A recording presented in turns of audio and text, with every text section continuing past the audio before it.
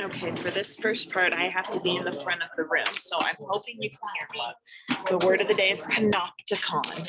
Panopticon.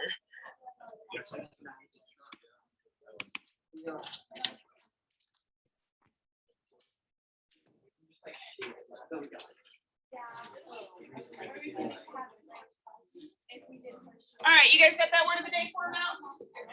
I'm gonna start right in. Oh, no, I'm not. Where's my... There it is. Yes, Dude, Joey, you need to get out of that. okay, our word today is panopticon. You should have watching some transform. Okay, I got a lot to get through today because I finished presentations and I gotta tell you about the essay.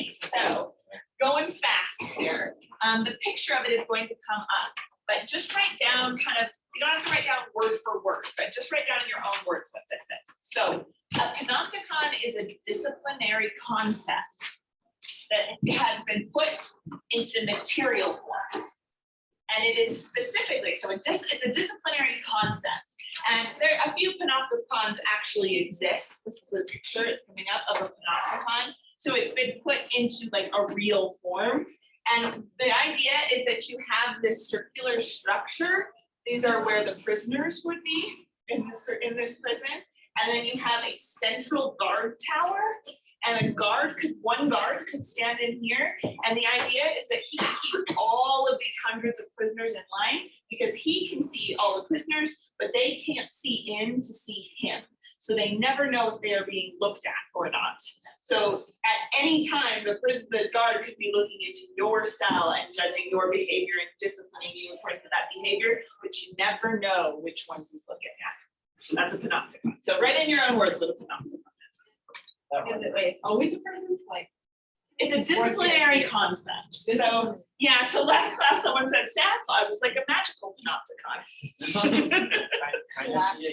He knows when you're good or bad, right?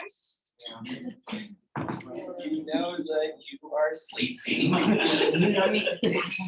So he could be looking at you at any time. Another one that I think is interesting is the way like the NSA is listening in on our phone calls, right? As soon as we found that out, that they could be reading our texts or reading our Facebook messages or whatever, it kind of instantly became a panopticon because you don't know when they're reading and when they aren't. Now, chances are they're probably not reading yours, but still, suddenly there's code words for everything to make sure that the NSA can't read your stuff, right?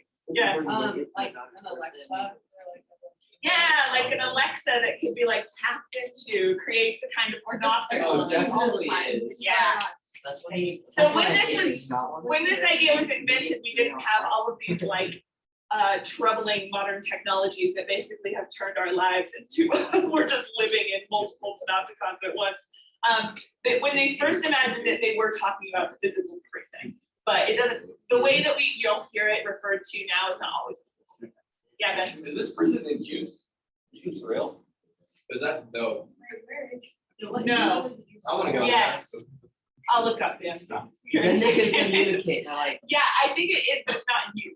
It's like, worn down. But I think it's real. I just pulled it off the Guardian website. So go to I was thinking the Lego Batman. go to page 36. This is our example. The Lego prison. When he gets. Lego's evil. It's literally.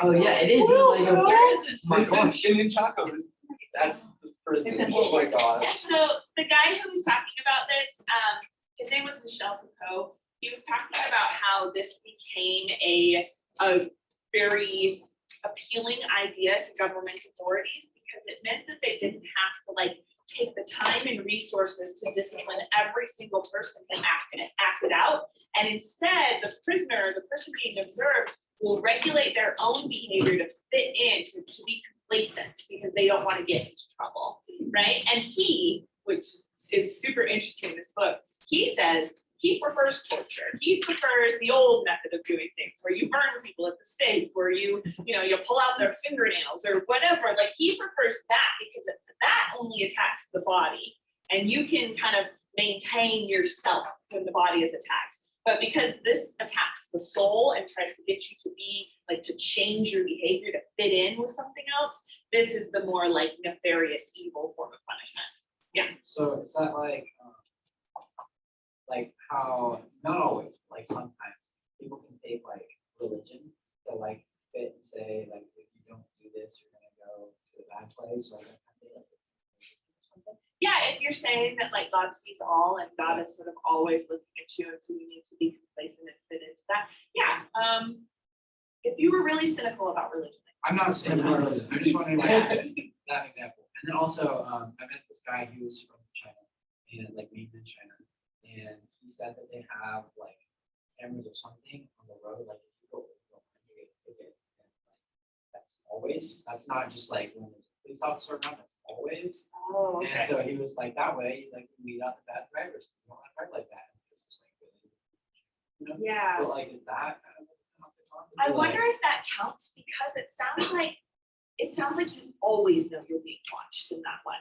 Like if every time you do So it, it's the assumption of being it's watched? the assumption of Oh. being watched. That's Yeah. what's really important. So that is could that, just be like an empty police car, like on. the yeah, highway. exactly. Yes. It would be like only one of the cameras is on at any time, because if they're all on, then you're always gonna get ticketed. It's not like, I could get a ticket. Right. So then it's like you're doing it to avoid punishment, but in this system, it's like you're doing it to avoid being detected that you're doing something wrong. Yeah, so it becomes even more, if there's assured punishment, then it's like, okay, well, then I'm not gonna do that thing. But if it's not assured, it's like, I'm gonna change my behavior, even if it won't lead to punishment. So it's like more internal. So wouldn't it affect the paranoia then? Yes, definitely. Yeah. Yeah, I was gonna go off of that, like, the current day, because, like, in the new daybreak, there's like these two sheriff cars. They're just parked by like construction zones, and they're like old sheriff cars, but no one's in them ever, and there's no cameras. They're just there, somebody to like, almost like a placebo.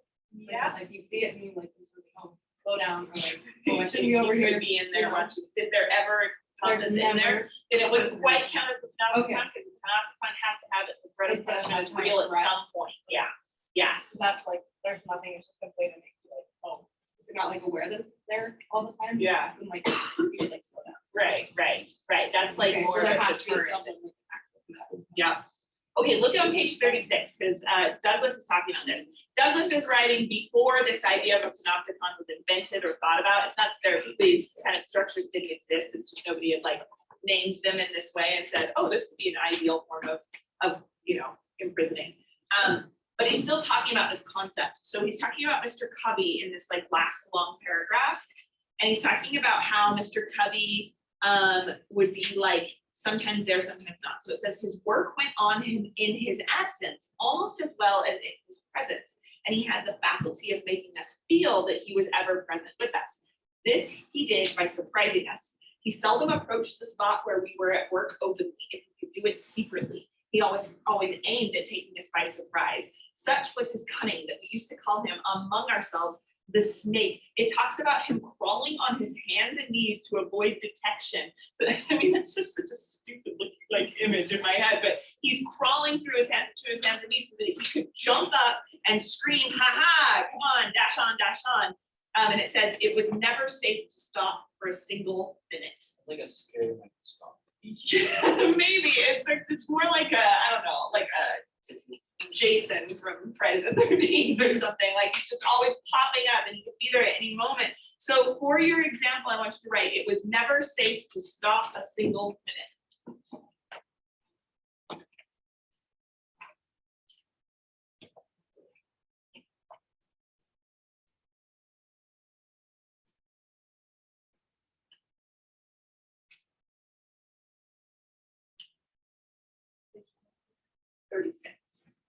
And then I also want to point you to page 64. So it was never safe to stop a single minute. I want you to see how this follows him, because it's really important that even when Frederick Douglass becomes free, he is still not free. He is still a fugitive slave in the North, and that became his like big project for the next 15 years or so, was speaking out against fugitive slave laws. So on page 64 in the middle, it says, let him be a fugitive slave in strange land, a land given up to be the hunting ground for slaveholders, whose inhabitants are legalized kidnappers. where he is every moment subjected to the terrible liability of being seized upon by his fellow men as the hideous crocodile seizes upon his prey. So he never knows who of all these white people surrounding him is the kidnapper who could suddenly jump up and punch him. Yeah. Well, also earlier in that paragraph, it says, I was afraid to speak to anyone for fear of speaking to the wrong one, and thereby falling into the hands of money like the kidnappers. And he even says, I saw in every white man an enemy, almost every colored man cause for distrust. So he doesn't trust anyone anymore. Yeah. Because he's used to being like, I don't know, turned in by the other slaves or not working. That kind of thing. Right. So I just think it's interesting that he knows, like, he just doesn't trust everyone, but he has a different reason to. Yeah. Like, he doesn't just say, I don't like white people. He says, like, white people scare me, but so do black people, kind of. Like, I think that that's interesting that, like, his life of paranoia has caught up to him, where, like, he should be free, he should be able to escape free. And, like, even other people, like, even other, maybe black people that are free, you know, in New England with him, like, he just doesn't trust those things. Absolutely. So it's like there's this illusion of freedom. I am technically like free now because I'm not working on the plantation, I guess. But mentally, he's still enslaved and will still remain a slave as long as slavery exists in the United States. Yeah. Okay. Write down some effects. You can talk to each other if you're not quite sure what to put for effects. Talk to each other and like figure out what is the effect of like the panopticon kind of concept here.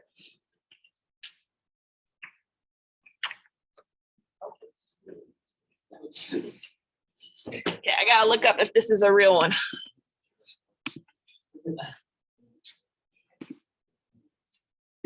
Oh.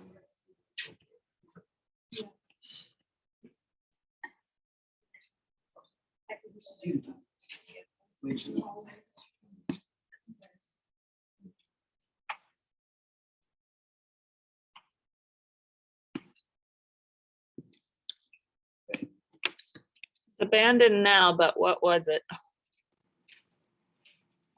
It is really funny that.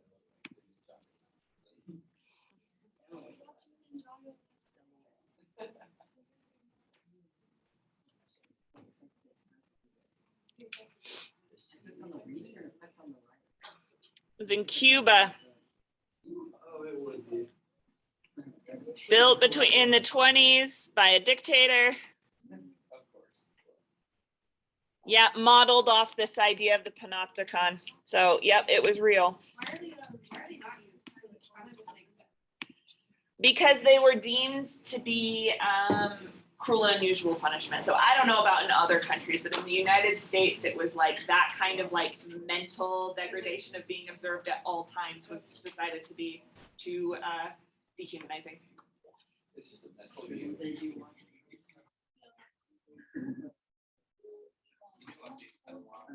Okay. No, you're being punched at all times. So yeah, now we were like, oh, well, I guess everyone can just track me all the time. Yep. What are they gonna do? There's too many of us, right? Storm Area 51, what are they gonna do? Stop us. All right. So for your groups now, who has not presented, go sit with your groups, actually. Everybody go sit where they were sitting last time. And then I think we have 2 or 3 groups that still need to present.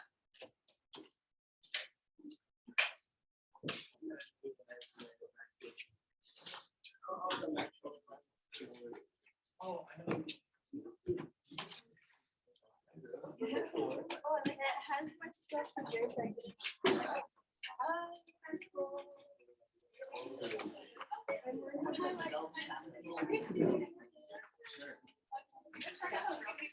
Living is like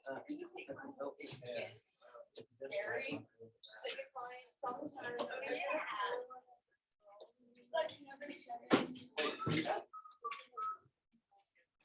Okay, the groups that have not presented, raise your hand. It's just these 2 groups, right? Oh, that's beautiful and perfect. Okay. Do these, one of your groups want to go first? Yes. Yeah. Let me give you 3 minutes to regroup. Remember what you are doing, and then we'll start. So everybody else just hang tight for 3 minutes. Hi, this is Whitney Bora.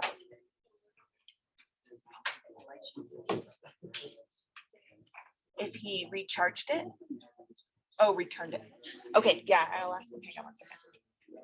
Hey, Noble, we're doing the, do you have the chemistry textbook or did you return it? He says he returned it. Okay, thanks. Bye.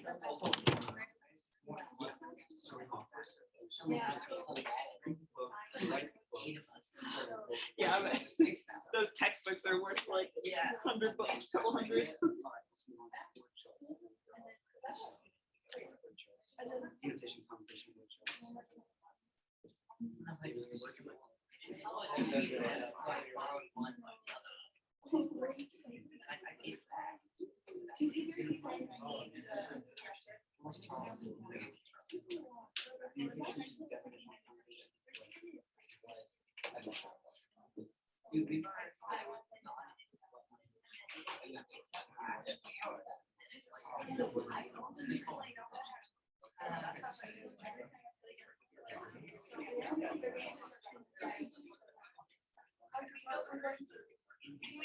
Yeah, you guys can go first.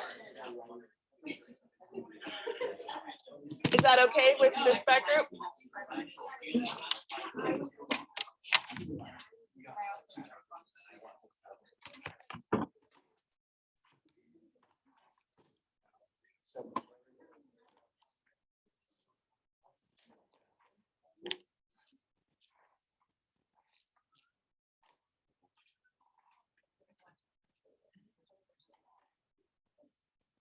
I really still have no idea. Big moment. I just take it. Every time I have a bird pops up, I read that.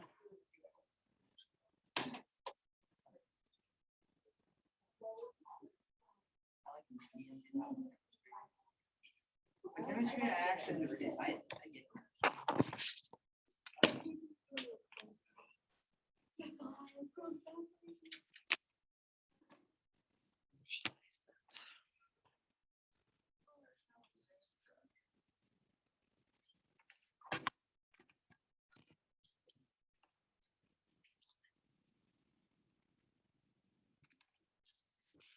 Okay, you guys ready to go? She's just writing it up there. Okay, let's get started.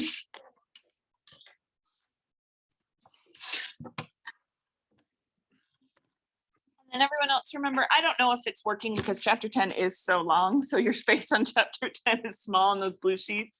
But just remember, if you're taking notes, you can always use everything anyone says in here on your paper. So it's very useful to write down the clever things. Our section is chapter 10, page 59. It's the last paragraph of chapter 10. And I'm just going to read it.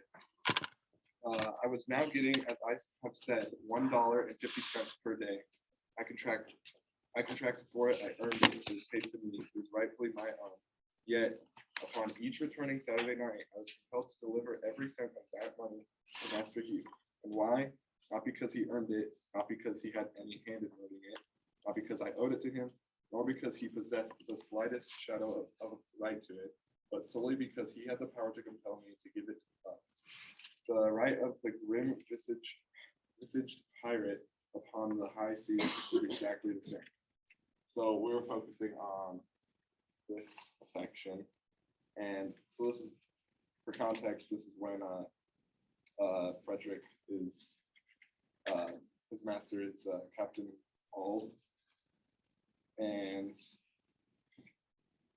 he's been given permission to go and work for other people for wages, and every time he comes back, he has to give up all his earnings to his master. Okay, so can someone look up what a hypothera is?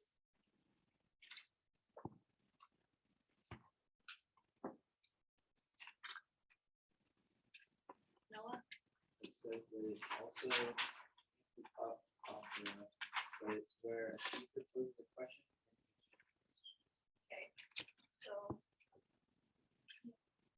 So where in this is there the hypothera?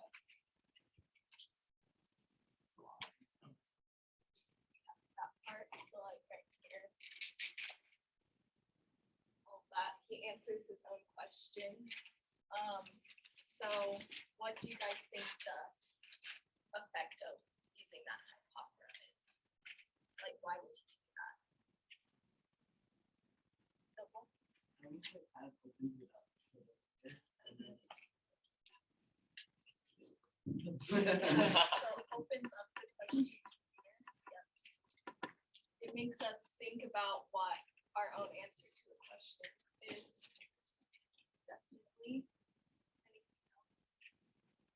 Ben? Along with what Noble said, this book is trying to like persuade the audience, so I think that by answering his own question, he's like, he gives, yeah, he like opens up to the reader, like, you can have your own opinion, but here's the right one. Right, so he's like making himself like credible to God.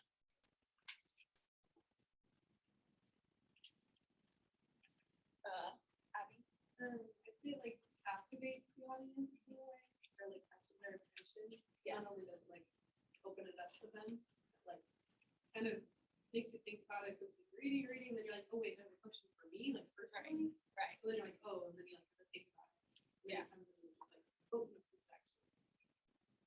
Yeah, also what I got out of it is it kind of has like the verbal irony to it, because like if you like, it kind of changes the tone of the passage, because it's more of like, he didn't just say, oh, this is why he did it, he's like, and why did he do it? He's like questioning it for himself and like making it more to a like sarcastic tone almost, so yeah.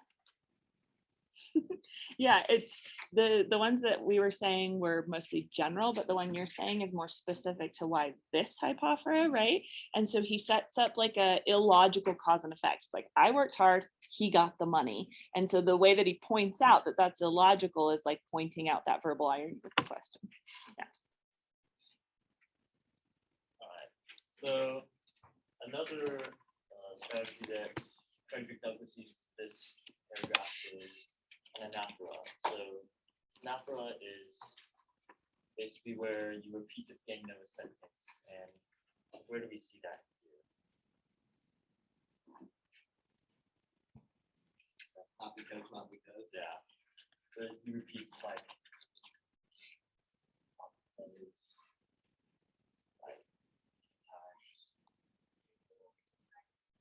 Yeah, it has, Yeah. like, not because the slide is shadow. Yeah. Yeah, so it says it a bunch of times. And so what is he kind of emphasizing by repeating that over?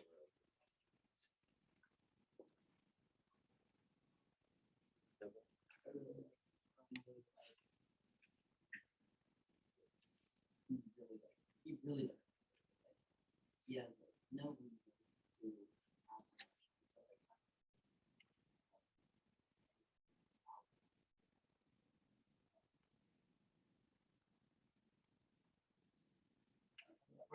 like it makes it so that it's not.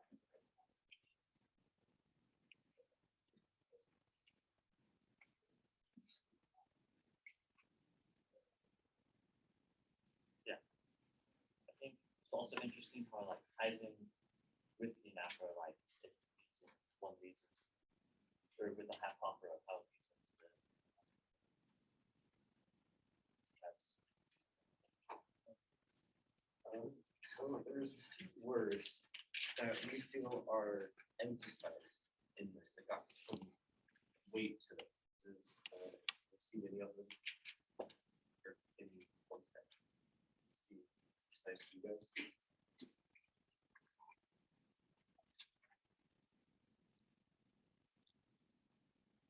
Like every Where's that? There it is. Got that one. We saw this slightest shadow.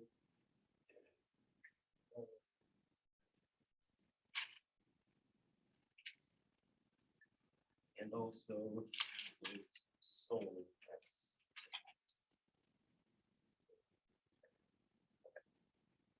and then some definitions of it is slightest shadow. So what's the effect of using the phrase slightest shadow?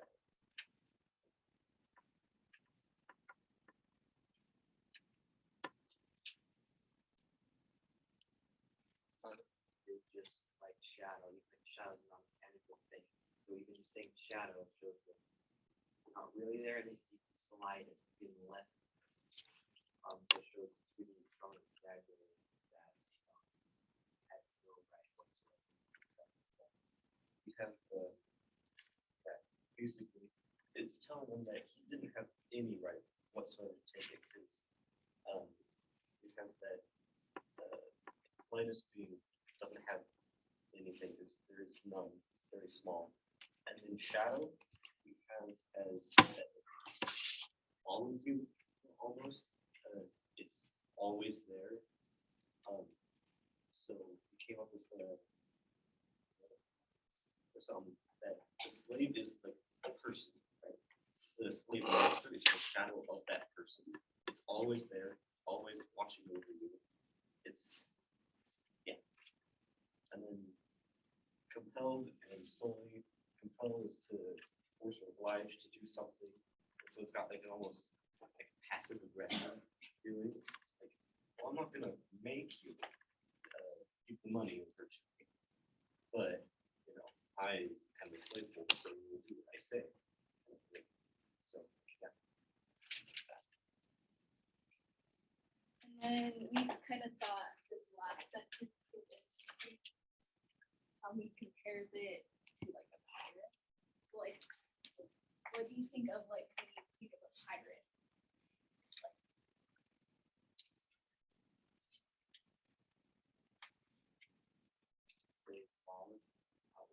Outlaw, yeah.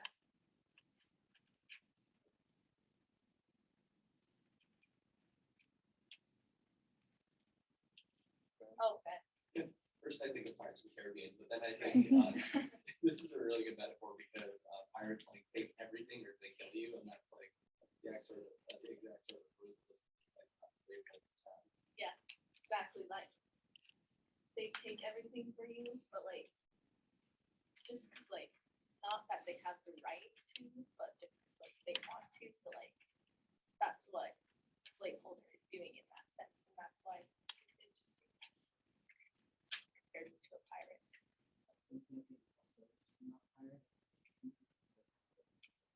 Yeah. And pirates also usually like dedicate their lives to piracy.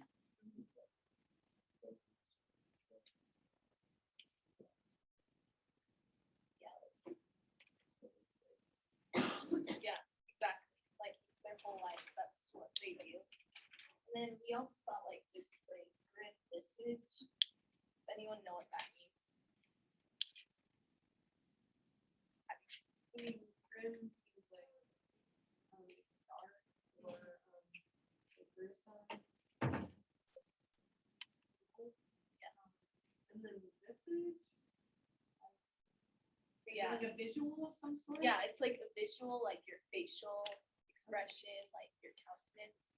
So like together, grim visage means like with a stern face, pretty much. So like that kind of like I don't know, just kind of emphasizes that like slave holder. That's what he was doing.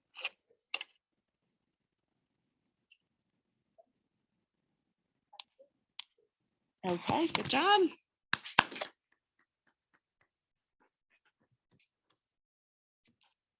Oh, yeah, erase it. All right, let's get the last group up.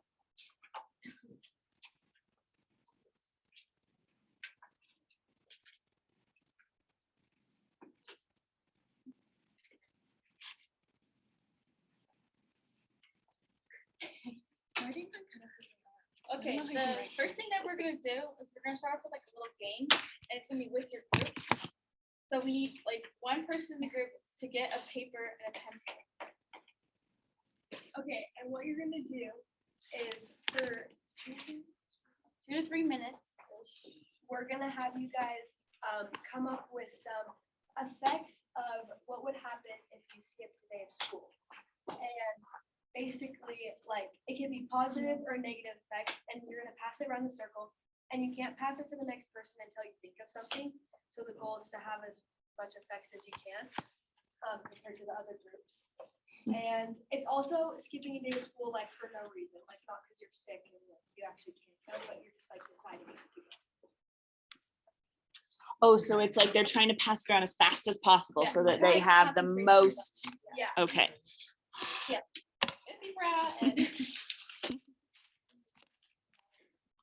Is everyone sitting with their groups? Reasons you can't or reasons you don't want to. Really don't wanna go, like affects why, like what happened. Not reasons, but like cause and effect.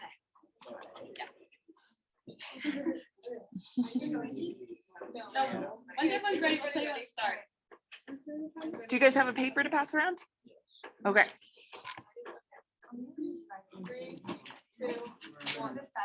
Go.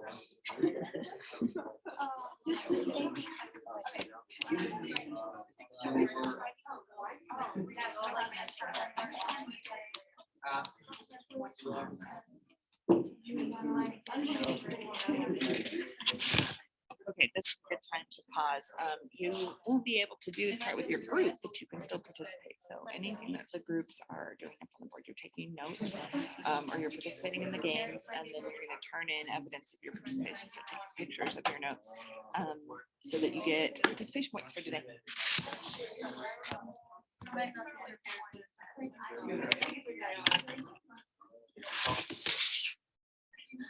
You what? I think it's leaving the school. I have a school right now. Like, I've been awake for.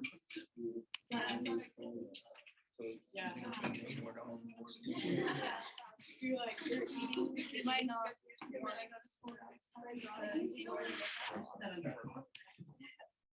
You might be getting that. You might get some extra sleep. Yeah. You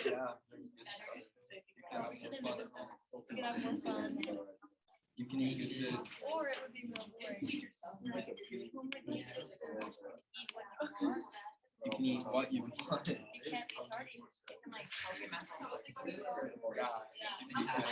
Let's specify. It helps. Your anxiety.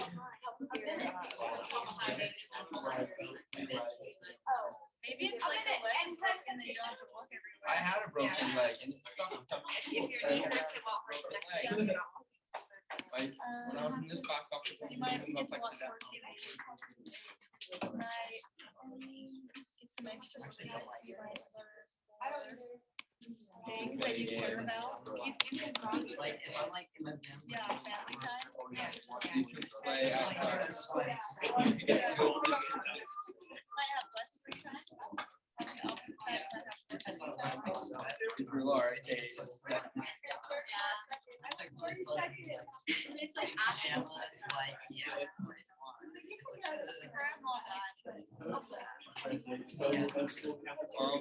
You can catch up on your show. Survivor.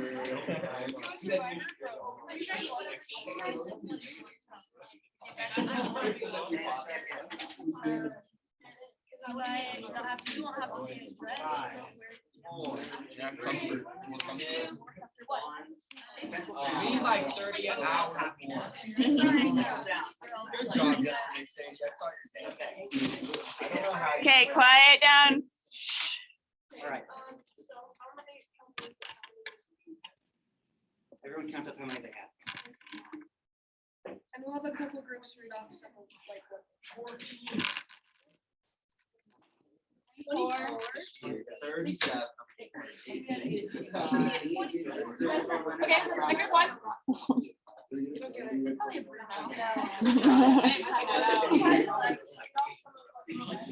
Yeah. Okay, quiet down while they keep going. Said sleep, homework, good food, stress, TV, internet, emails, girlfriends, attendance school, Legos, home alone, bad grades, grocery shopping, playtime, relaxing, read, phone, teacher's mad, new girl, Zoom classes, hobbies, more chores, DJs, and sleeping. Was home alone John Usually? No. House. No, there's no else. as you can see, there's a lot of effects from one simple decision. The point of this exercise. That being said, we have our quote up on the board. It's page 27, chapter 8, if you want to turn there.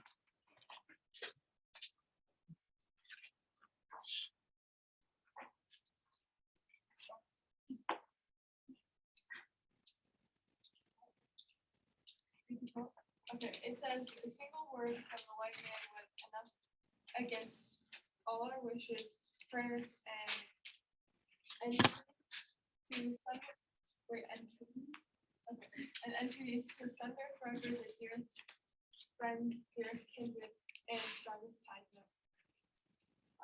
So how did the activity we just did about cause and effects, how do you think it relates to this point? I mean, kind of just says it just like the slave master could just do one thing. So as it mentions, as he just mentioned, it's just one simple act from the slave masters, and it has all this rambling effect on all the slaves. Any other thoughts? The simple fact that us skipping school has this much consequences is like how we can be saved. Or I don't know, an example, like you do something and then all the slaves would have just as much consequences.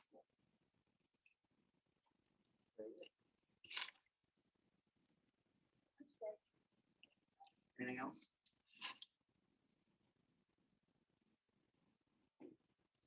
All right, and we'll move on to some word choice. So one word we thought was interesting was entreaties. So if someone could search up the word entreaties and give us a definition, that'd be great.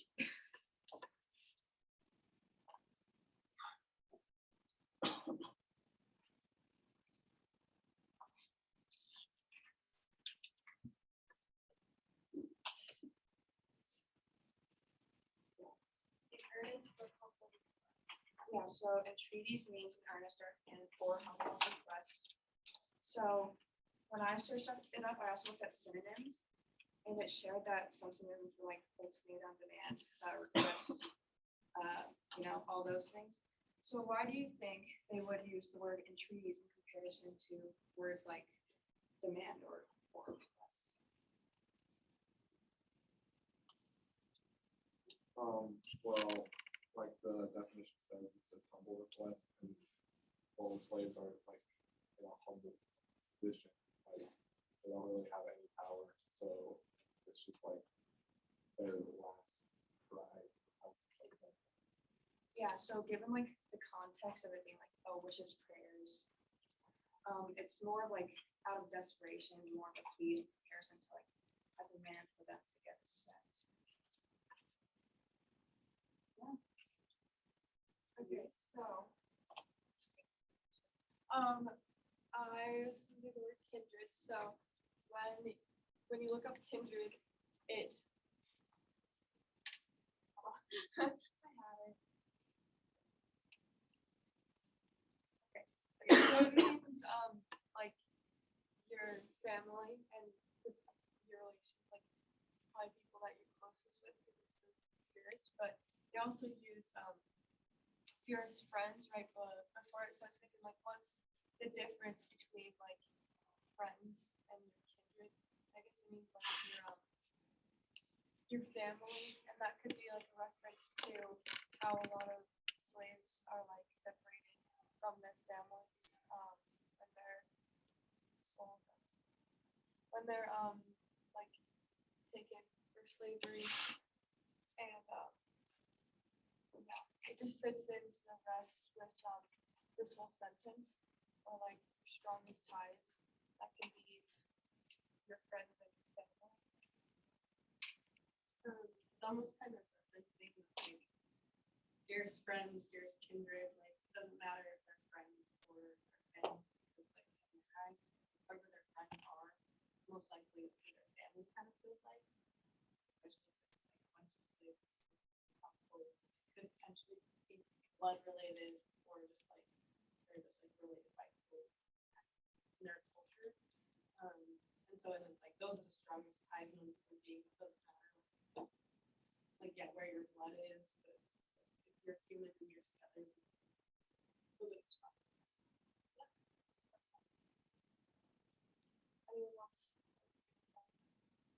I also think it's kind of like a callback to how slaves don't really know who their family is.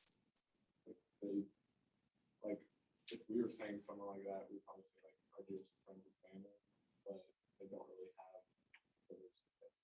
Like, so it keeps calling to that by using the word. All right, the last word I'm gonna choose is sunder, so someone will look up the definition of sunder.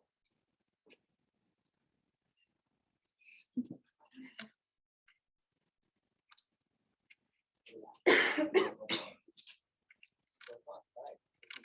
So what are some connotations of sunder? What do you think when you hear sunder?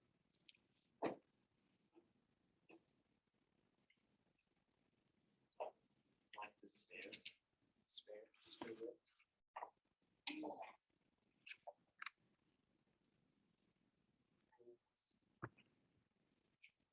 Sunder is usually used when, like, I don't know, I guess like in combat.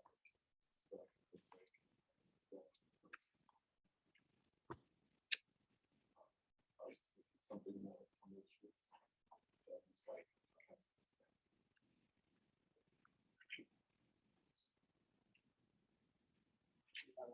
Think of like something like down or like depressive kind of, so like think of like despair. So kind of like the aggressive sadness, which sounds weird, but like it makes sense.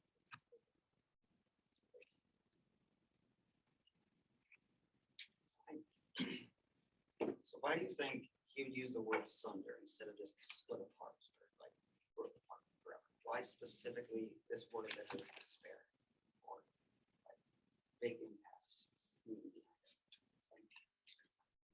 Fine, shows that how the effect is over here separated bit. They're split apart, final, forever. They will never see each other again. And really, that get those things.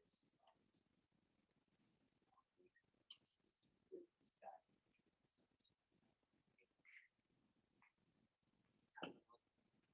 Lexicon.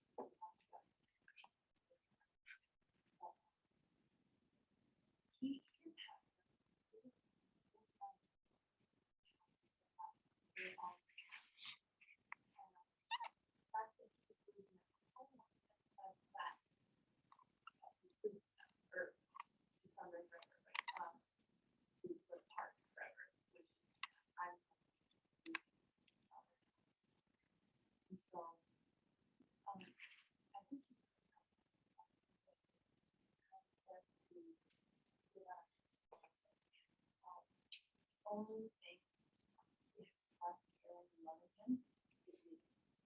And he's bigger or sorrowful word for that. Because say that's split apart, like that's sad, but sunder is. Very good. So those are some reasons why I chose some of the words used there. For rhetorical strategies, we noticed the theme of parallelism. They can find the parallelism.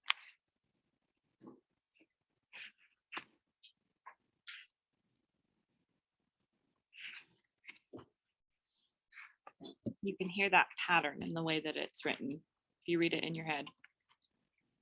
Which part kind of creates that sense of a pattern or repetition. I kind of notice how like it says against our wishes, prayers, and treaties, and then it talks about there's friends, there's kindred, and strongest So, like, I mean, to me, that kind of makes it seem like he wishes to stay with his friends, he prays to stay with his kindred, and he entreaties to stay with, like, with the strongest ties, like each one has a little bit. Yeah, that's what we noticed too. There's that rule of three where it kind of repeats same things. And also we noticed in those three, each one seems to get more and more intense. Starts with wishes and then prayers, and then trees. And in the second half, you have friends, kindred, and the strongest ties. So they kind of like progress as more and more impactful. Okay, I I think, think that's. oh, go ahead, go ahead.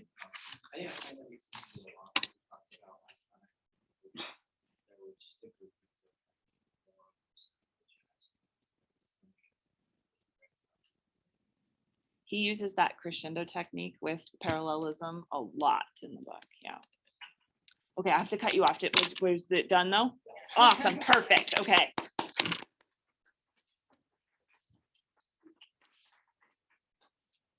Okay, I hope you got a ton of material to talk about with this book. Everybody head back to their normal seats. Is it time for new seating charts though? Do we want to sit different places?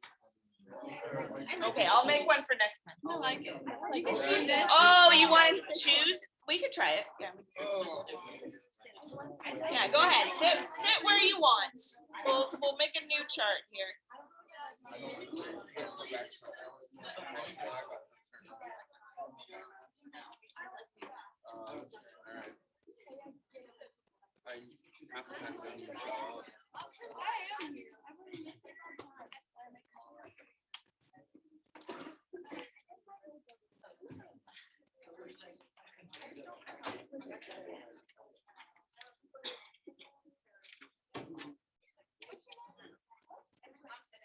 Okay, so you guys have a paper coming up next time, which means Tuesday. Next time I see you is Monday. Next time I see you is Monday. Okay, so we have a paper that is coming up on Monday. You have already done so much work for this paper just by being here, participating in these presentations. You already know so much about your own sentence that you chose, but we've also been talking so much about ways to close read this book in terms of rhetoric. So let's talk about writing your thesis statement for this paper. Do you remember we made a big long list when we were introducing this idea of all the different topics and kind of more narrow arguments that Frederick Douglass was making in his book? We were talking about topics like Christianity, violence, specifically in this case, whipping. Are these like the purposes that we were writing? Yeah, all the different purposes. We were talking about education and Religious excuses. rhetoric and religious excuses. There were so many. Let's see, what else? Family, I remember, family ties. Power of language. Oh, I guess that's Yeah, we rhetoric. got that one, but yeah. We can talk about like how dehumanizing. Yeah, To both dehumanization. slaves and slaveholders.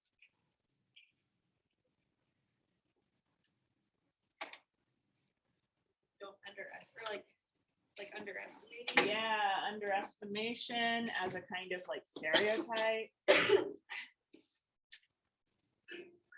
Okay, we had a long list, sort of like, I remember like racism, being born with it or not, because you guys were talking about like the little boys and how they were like, I get to be free when I'm 21, and why don't you get that, So there was something about like innate racism. Okay, so we had a whole bunch of them, and this is not comprehensive. You could think of, we are very like heavy on one side here. What happened?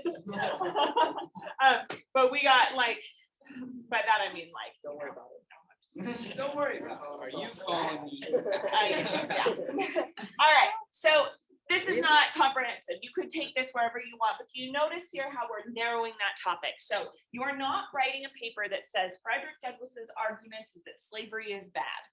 Yes, slavery is evil, or we should end slavery. Like, it doesn't have to be in such simplistic terms, even if you say that in fancy words. We're not writing an argument that is that broad, because you won't be able to write that in 4 to 5 pages. You would have to prove so much about that. And instead, it's going to be a lot easier to narrow down your focus. So everyone take out a piece of scratch paper or note paper. We're going to practice this. We're gonna be like, pick your purpose. Yeah, I am having you pick 4 to 5. I am having you pick your topic right now. So which focus are you going to take? You're going to write down what his kind of narrow argument is. I'm going to write mine down while you guys are writing yours down. Yes, absolutely. One that's not up here. I just was doing this as an example. So you are like committing now. What am I going to write this paper about? Which narrow argument am I most interested in? 4 to 5.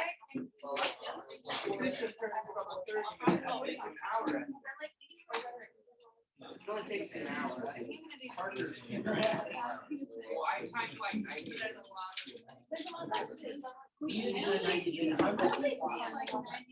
All of them have so much about them.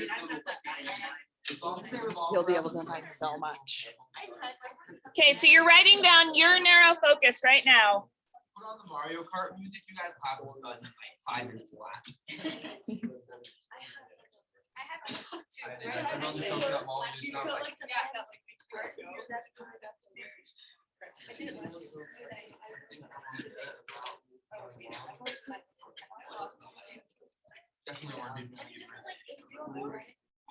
Okay, but don't waste your time talking about how sad you are that it's due. Write something. Yep, it can. You're not writing what I'm writing. You're writing your own focus.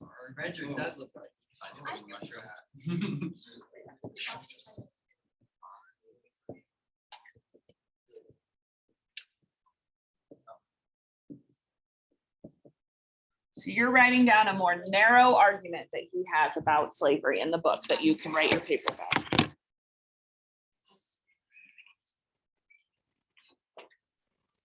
I'm not sure I will figure out how important the word is.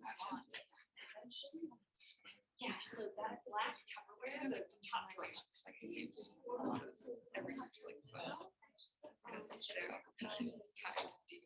And don't worry about if it's worded perfectly right now. We're just trying to get that idea down. So we can only talk about it. Yeah, you want to narrow it down, and it doesn't have to be one of these, but it's one narrow argument that he has to book.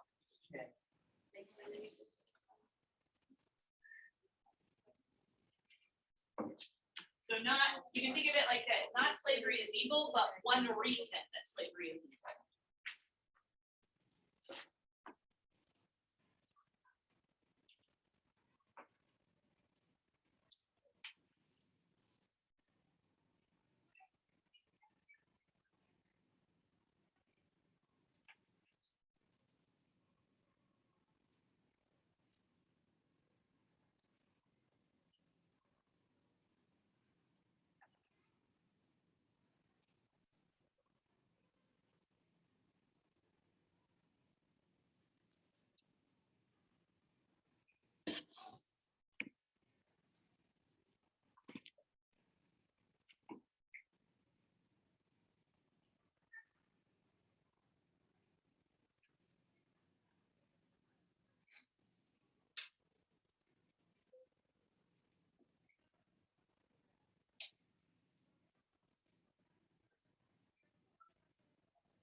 All right, don't worry, you're gonna still have time for this. I'm gonna move on now to show you the next part. So this is the argument I'm interested in because I'm interested in rhetoric, like that's why I'm the rhetoric teacher. So I want to write about that part of it. So this is my argument. To make this into a thesis statement, I want to add the rhetorical strategies that I think he is using to make that argument. So ones that I think that he is using, I think he's using juxtaposition, placing two very different images or different ideas next to each other. I think he uses parallelism a lot. And I think he uses allusions in an interesting way to help create that argument. So I'm just choosing a few strategies that I think he uses to create this argument. So think about for just a minute here, which strategies you would like to talk about. You can use any of the things that we were talking about in class. You can use things that are not specifically vocabulary words, imagery, waiting until the middle to bring up Christianity. Yeah, it does not have to be like single words. Was that your question, Abby? Yeah, because I just like kind of get confused if I'm not talking about rhetorical analysis, you know? Yeah. Like then like what words do I use, I guess? But because if I was talking about like I'm gonna do dehumanization, Yeah. like I don't know. So it's any language choices that he's making to convince his audience. And if you know what that is called in terms of like, oh, it's like a certain kind of sentence structure, then you can name it. But if you don't know, you're just going to describe what that is. What is something that he does, some choice he makes in his book to persuade his audience of this argument? Yeah. Are we using an argument that broad, like applies to today, or like applies to Frederick Douglass because like this form of slavery that he's talking about doesn't exist anymore? It's only you are analyzing how he is creating an argument. So I could say like, he can overcome hardships, like I can talk about specific. yes, but I think that always in his book, he's not only talking about what he himself can do, but he's trying to kind of Right. spread that to, So I just think of him as an example. Yeah. Like, he makes himself an example, so everything. That could applies be a to Frederick strategy. Douglass- Everything that applies to Frederick Douglass will apply to others. It's Yeah. just like how he's lived through it. yeah, right. But when you're writing the specific argument, you kind of want to keep it into general terms because he wants that to be applied elsewhere. But yeah, I like that, making himself an example or showing himself as an example. That I think is a rhetorical strategy that he's using to make this. You know, I think for this one, like creating the character of Sophia Old with a character arc, Sophia Old's character arc, I think that's a rhetorical strategy. So it's a choice he's making. It's something that he's choosing to present that's working rhetorically. Yeah. I feel like this is easy of a way, like, to the rhetorical strategy for like what anecdotes work. Yes. Like, okay. Yeah, but you want to be sure that if he's talking about anecdotes, maybe you could specify to say anecdotes about fellow slaves, because the whole thing, if you think about it, the entire story is kind of an anecdote of his life. So you want to be able to distinguish which anecdotes you're talking about. Yeah. Like anecdotes from people he knew, anecdotes from things that he's heard.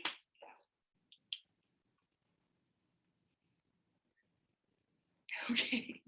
All right, let me show you. I'm going to plug into the projector instead of writing this down. Let me show you what this might look like when you create a thesis then.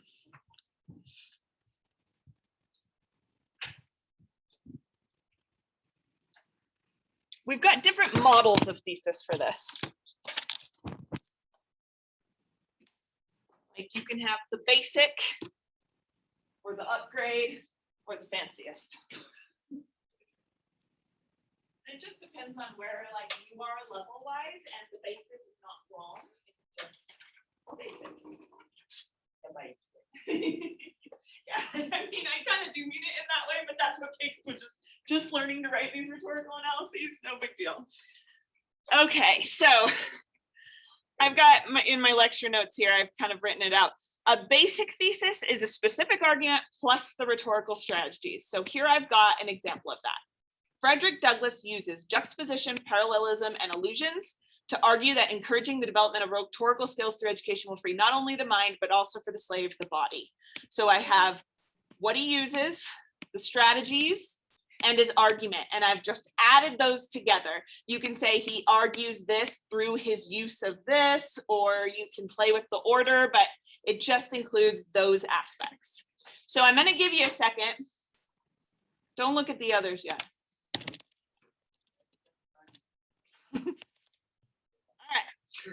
All right. Only this part. Try to write a thesis statement like that now. Now that you've found your argument, you've found your rhetorical strategies, try and write a version of the basic.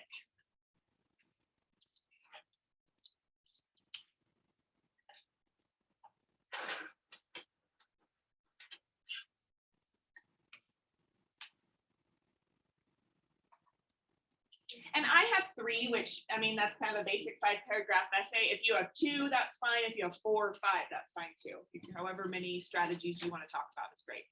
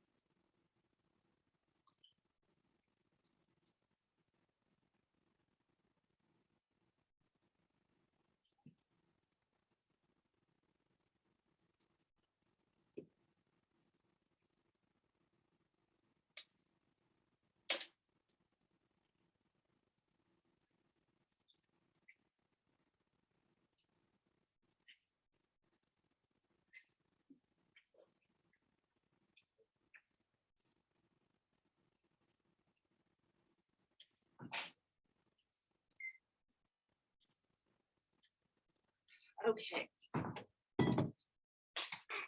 So like I said, there's nothing wrong with using the basic thesis. For the test, for this particular essay, for the rhetorical analysis essay, they don't mind if your essay kind of looks like a list.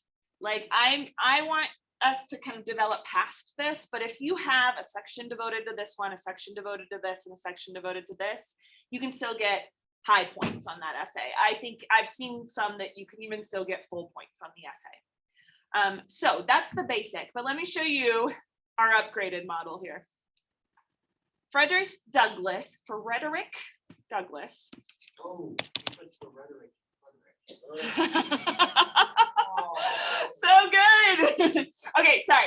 A better thesis. Here we go. It finds a connection between the argument and the strategies. So you're not just listing 3 random ones and saying, and this is the argument. You're saying, here's why these are the strategies that work with this argument. So Frederick Douglass argues that encouraging the development of rhetorical skills through education will not only free the mind, but will free not only the mind, but also the slave the body. Same argument there. Here, I've kind of tried to show how this creates, how this connects then to this idea. He uses juxtaposition, parallelism, and illusions to create a Bildungsroman structure that emphasizes the importance of education. So because I've found a way to like say, it's these things that create the Bildungsroman that then emphasizes my argument, it's kind of a step up in the model. Axel? So you kind of find like one big thing and then like the 3 things that build that thing. Yeah, exactly. Yeah, you could see it that way. Or let's say you're talking about imagery. You're like, oh, he uses the imagery to create a certain kind of emotion that will attach to my argument in this way. So maybe the big thing is an overall emotion that he creates, or an overall appeal to logos, or I don't know, a romance story, like between like him finding family again, or you can kind of think of a lot of ways, but it's like the way that big thing, I like how you said it, a big thing uses small things to create the argument. Okay, so I'm going to give you a minute. I want you to try to find the connection now between your strategies and the argument. So in this kind of thesis statement, you're very briefly explaining why these strategies work so well with this argument. I'm going to try and do another one to see if I can make it a little bit clearer.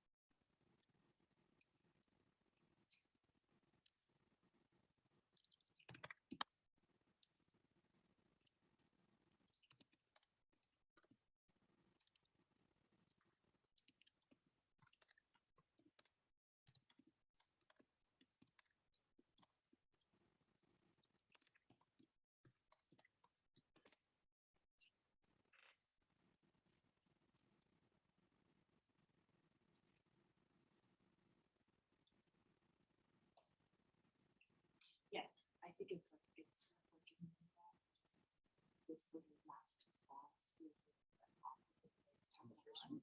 Oh, sorry.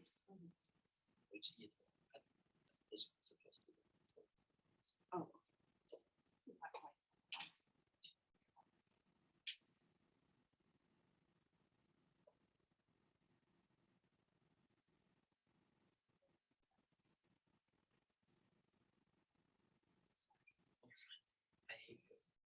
Anyway, an example that shows that. It just. Okay. I really understood just this.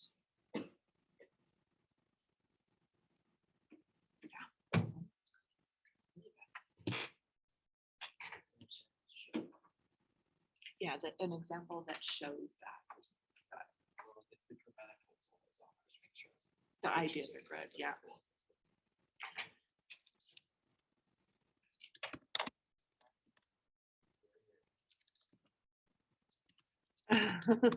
We're building on it. No, it's carried down. Like everything we thought was wrong. Where the bunches is like, actually not fun.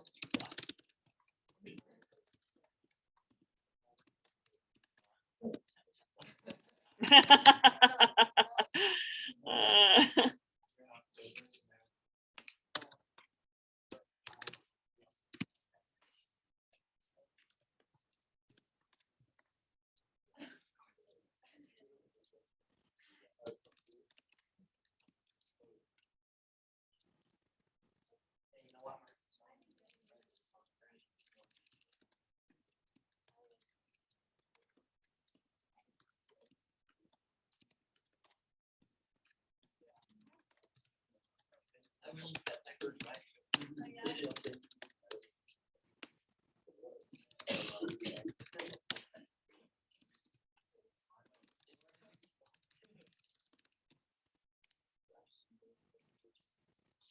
Okay, I tried.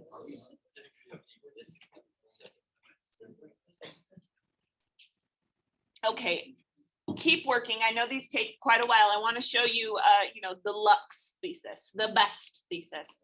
This one is still finding that connection between the arguments and strategies, but it's also trying to show the order of how the argument develops. So it's not just about here are these three things, but it's kind of like here's what he does in the beginning that leads to what he's doing in the middle, and that ultimately leads him to have this cohesive, amazing argument. The reason this is the deluxe edition is because it's creating those transitions for you already in the thesis, so that the transitions to the paper are going to feel so much more natural. It's going to be about how an argument develops rather than just here's three separate things that he does, and all of it together equals good. So I want to show you an example of this one. Frederick Douglass argues that encouraging the development of, okay, same argument.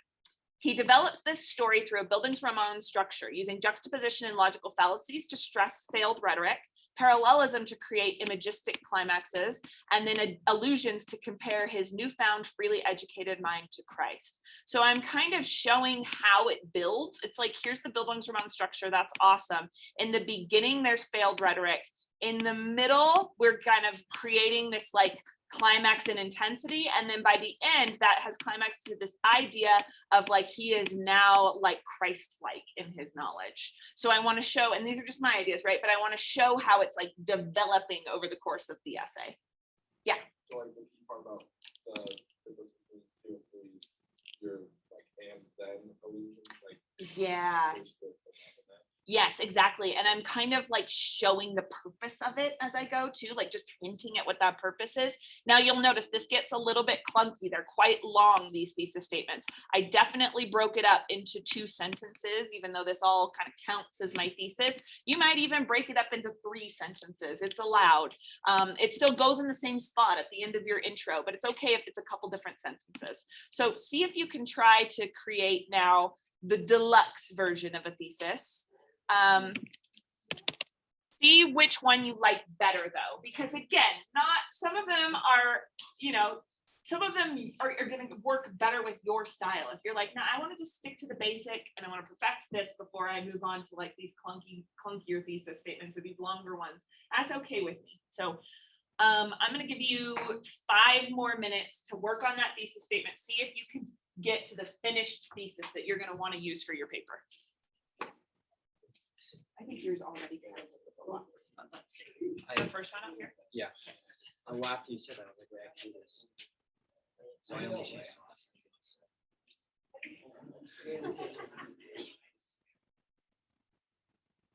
Beautiful. I wanted to build a juxtaposition. Yeah, that's a great. That was like, to me, that's like probably the center of the passage. Good. So like, even though he is like more like Southern Christianity, he still wants to do it I because know. he sees his own treatment. Yeah, and it's fascinating to me because it's like he has this historical knowledge of what's been done to the slaves, but he is still like, this is a useful He was a concept pastor. for me. Yeah, Yeah, when right. I like looked up like more about him, it was like I really just got he has like churches named after him, and he like researched Christianity. Yeah, yeah. And I didn't ever get to it, but you might want to read the appendix for this because he talks about it a lot in the appendix. Guy like build with that, like Yes. use that as Yes.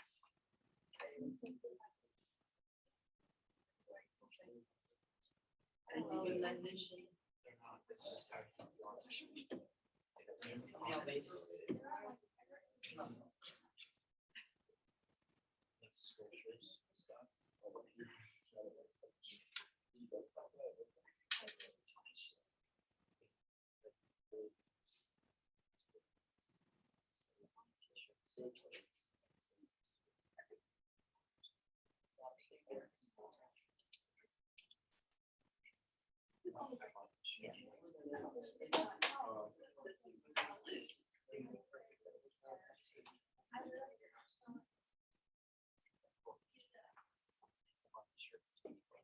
If you're feeling like, oh, I've got it, I've got my thesis statement, it is done, you could ask somebody near you who also feels like they are done to give you some input.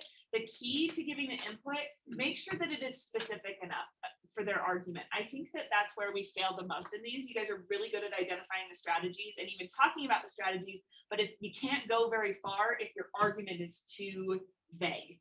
So if your argument is something like slavery,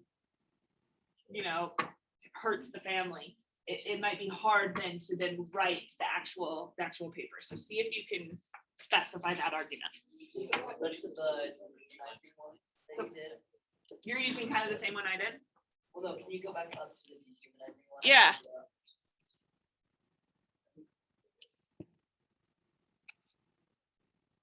Yeah, that one's the argument's a little basic. I want to make it a little more specific.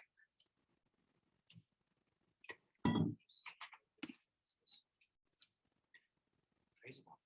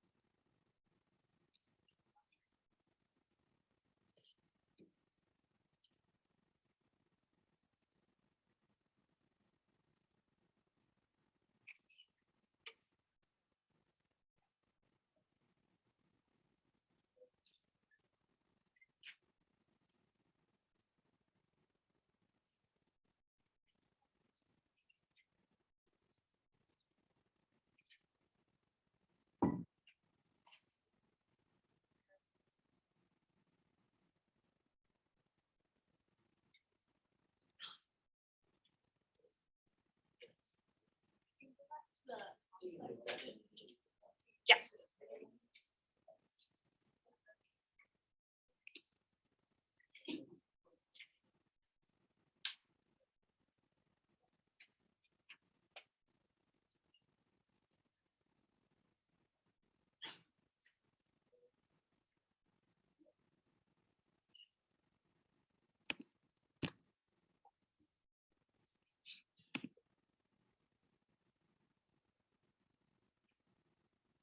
Okay, you can for sure keep working on your thesis statement if that's where you are. I just want to show you this next part for those of you guys who have gotten kind of through that part. So for the structure of this, I don't know why, I'm just embarrassed for you to read ahead. Okay, for the structure, it works really well to move through the book beginning to end. So if your first strategy is anadiplosis, you're going to kind of find an example of anadiplosis from the first third of the book or so and kind of explain how it works then. And then you kind of move on that way so that it's like, find one that kind of fits with the middle of the book, find one that fits with the end of the book. And that's kind of getting at that idea of the complex thesis statement, which is it's showing how the ideas are building on each other. And that helps you create those transitions. So when I say find transitions there, you're finding this way to move from one idea to the next. You don't want it to feel like you could just cut out a paragraph and put it anywhere within the essay and it would still make sense. You want to show how he's using these strategies to build up to an argument. And then it says, show them how I would structure while they are writing a mini structure. Okay, so I'm going to try and write a little structure here. I usually outline just with numbers or bullet points. So I'm going to show you how I'm doing that, and you try and think about how you're going to kind of break apart the ideas in this as you're creating a structure for it. So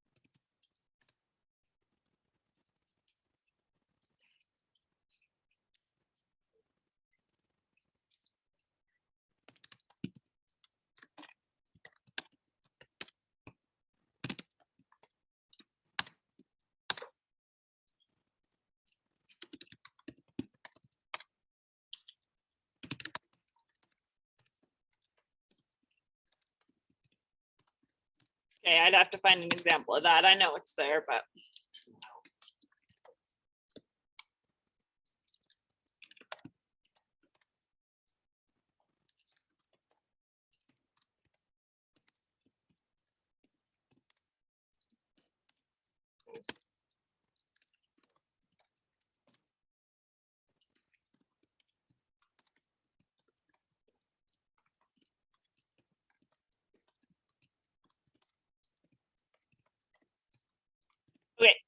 Okay, started slowing down here because I wanted to show you kind of how this went. So here I'm looking at my order of ideas, and I'm trying to think about how the order of the ideas are following the order in the book. And so I'm like, okay, I'm starting with this idea of I was born. I'm going to write a whole paragraph on just like the very first part of the book about what details he has about being born, the stuff that we talked about in class.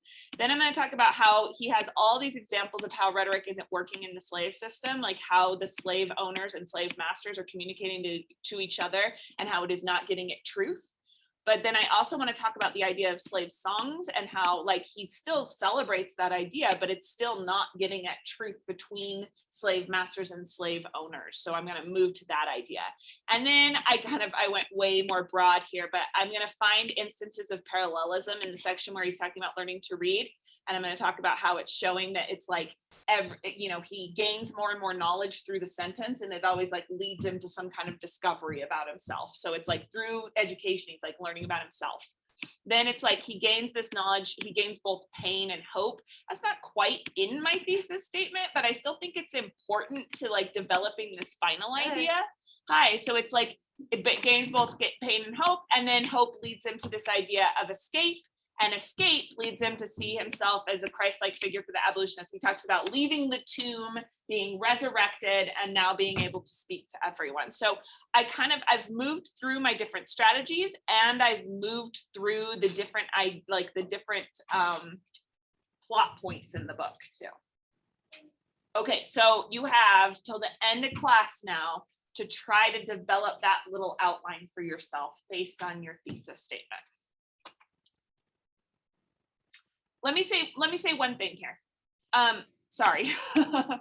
I think we get stuck in the idea that one rhetorical strategy equals one paragraph. Like, oh, I'm going to talk about juxtaposition, so I'll have a whole paragraph on juxtaposition. But this is a 4 to 5 page paper, so if it only ends up being 5 paragraphs, those are going to be long paragraphs.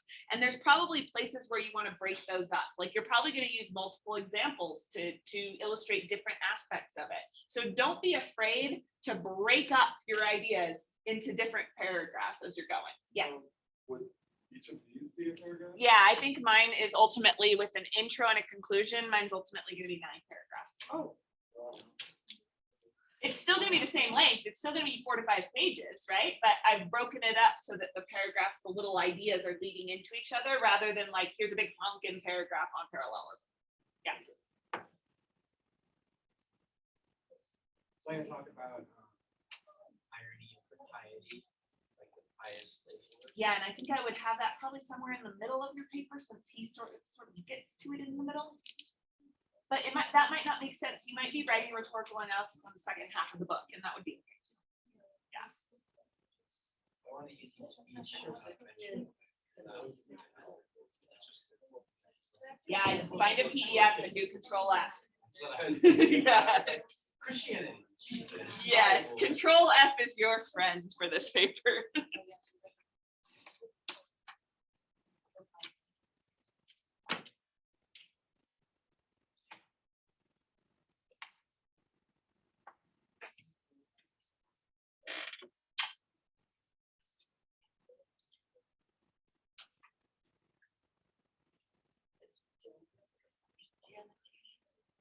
Okay, sorry, you're in new seat, so I'm gonna have to just see. Cameron's here, right? There you are. Okay.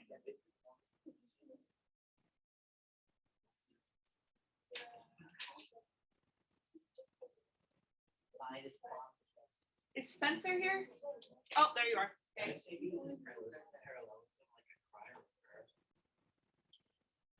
Hmm? Yeah.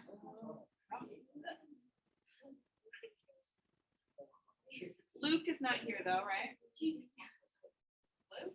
think he does. Oh yeah, he's not. Yeah. All right. Jonah's not here. No, Jonah's here. No, he's not. No, he's not. No, Joe. That sounds so scary. No, Pat, he gone. He gone. I don't know. I must He's have, sick. his ghost must be here. Oh, you can't, he's gone. He ain't even-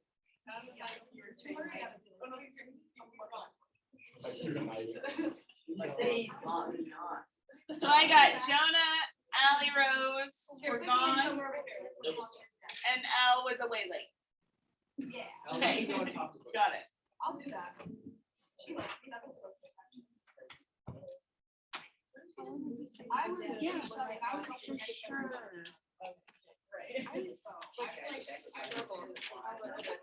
So it's on the bottom. It's, so it's this thing now, right? Okay. Yeah. They're funny or not.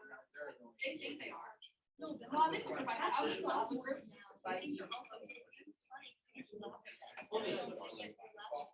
why are you actually? Okay, here's one thing that I would do. This. Actually, right there. I'm gonna lightly cross out. Because I know which one it is. But if you would say Frederick Douglass is at times and all says all of that, you get to the argument right here. Understand it and work to fit the slaveholders' values, right? So you were actually, you just flipped the order. You have strategies first and then argument. But I think this part doesn't really add anything because this is kind of the idea that they're flipping. Does that make sense? Okay, so. So it becomes a little more streamlined.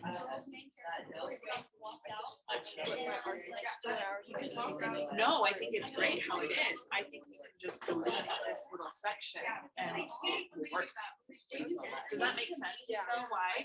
Okay. I'm pretty much making the same argument twice. Yeah, exactly. And in a thesis, you want to make sure it's like every word counts. Uh-huh. Okay, how are you feeling about the paper now? It's gonna be epic. Are you feeling better than you were a half hour ago? It'll be fine. You're feeling worse now? I feel That was not the intention. You should think it. Yeah, I think it's like. Mine's gonna be like the cat in the hat and the You're comparing your, okay. Remember, if you're feeling lost, you go back to that basic thesis, and that is a perfectly decent thesis statement for this paper. If you're feeling like, I don't know anymore, go with the basic model and build from there.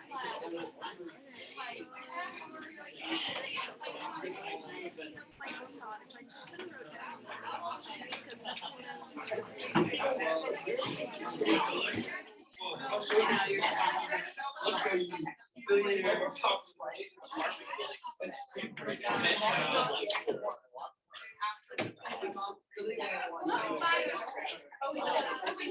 strategies here.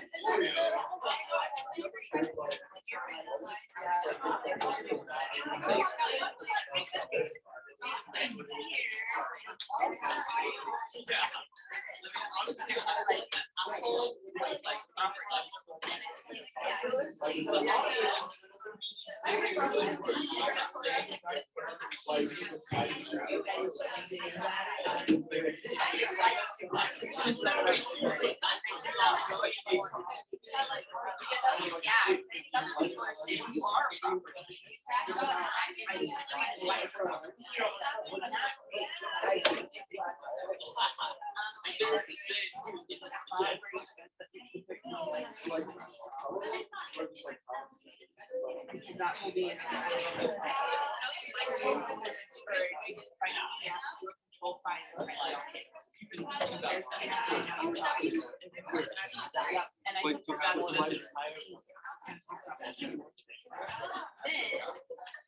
hear you're talking about Sophia old.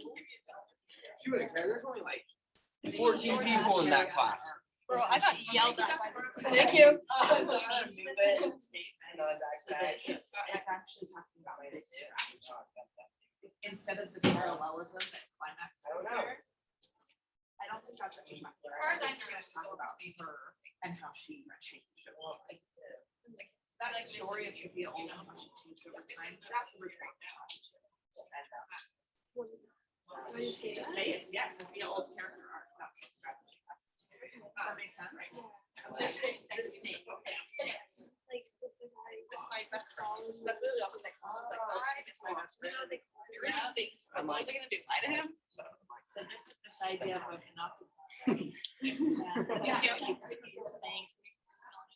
Not really, that's fine. Was it because of the stuff we were talking about in here? She has some issues with the panopticon. I mean, yeah, no. Yeah. Okay. It's something. Okay, I'm so sorry. I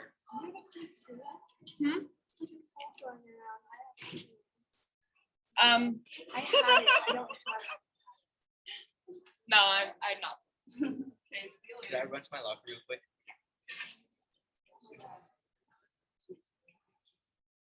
Panopticon, so you could use this to talk about metaphors if you wanted to talk about snake.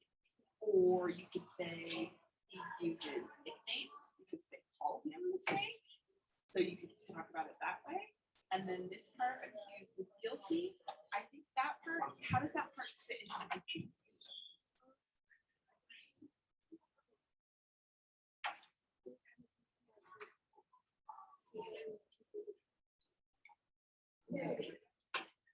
Don't treat them as citizens.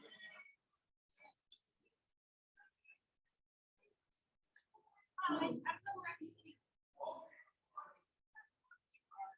Left of Bradley right here, so the 2 seats up. Okay, so the only thing is this part, this accused is guilty, happens earlier in the book, so I think you should move that paragraph a little bit earlier to this section right here. Okay, so change the pieces. I'm okay with you using my argument. You know, you can change it into your own words, but I'm okay with that because whatever we say in class is open, right? That's free. But you're talking about different strategies. So I circled the strategies that you're actually talking about, and so make sure your thesis talks about those strategies. But I think you're off to a great start.